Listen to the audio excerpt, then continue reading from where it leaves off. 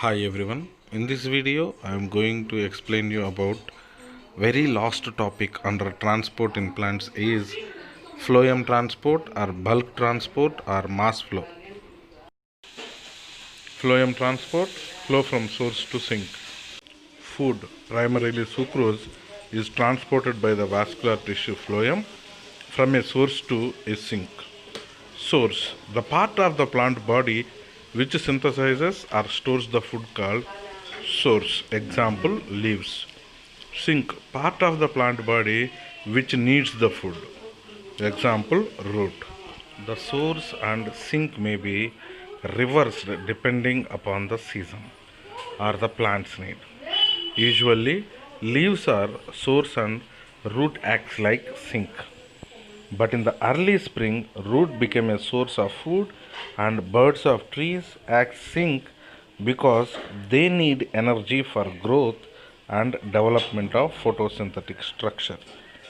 Since the source sink relationship is variable, the direction of the movement of food in the phloem can be upwards or downwards, which is called bidirectional movement. Chemical nature of phloem sap is alkaline.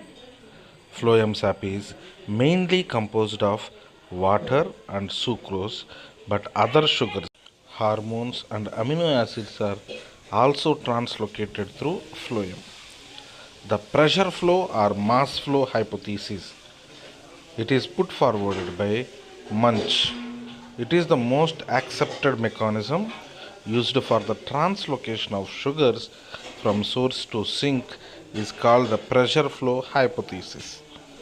Glucose is prepared at the source by photosynthesis. It is converted to sucrose, which is a disaccharide. The sugar is then moved in the form of sucrose into the companion cells and then into the living phloem sieve tube cells by active transport. Loading of food into companion cells is active transport. This process of loading at the source produces a hypertonic condition in the phloem, which means decrease in water potential. Water from the adjacent xylem moves into the phloem by the process of osmosis, and turgor pressure build up in the phloem. Due to this pressure, phloem sap move from region of higher pressure sucrose to the region of low pressure sink. Ultimately, sucrose reaches to sink. Active transport is necessary to move the sucrose out of the phloem sap, which is called unloading. Here you have to remember loading of sucrose is by active process, at the same time unloading of sucrose at sink also active process. Cells of sink well use the sugar by three ways. Very first one, converting it into energy. Second one, converting it into starch. Third one, converting it into cellulose. As sugar are removed, the osmotic pressure decreases and water moves out of the phloem, returning eventually to xylem. Let's check the diagrammatic representation of Munch mass flow hypothesis. In this, leaves are the source of food.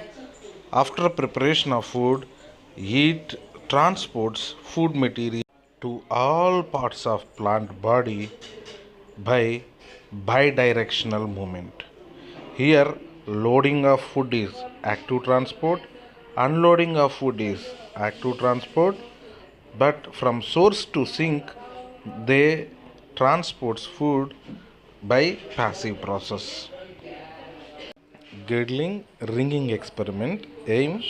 This experiment was used to identify the tissues through which food is transported. On the trunk of a tree, a ring of bark up to a depth of phloem layer can be carefully removed. In the absence of downward movement of food, the portion of the bark above the ring on the stem becomes swollen after a few weeks. Girdling explains unidirectional flow of solutes. Conclusion: the simple experiment shows that phloem is the tissue responsible for translocation of food material. Up to here, the chapter transport in plants was completed. In next video, I will explain you new chapter. Thank you very much.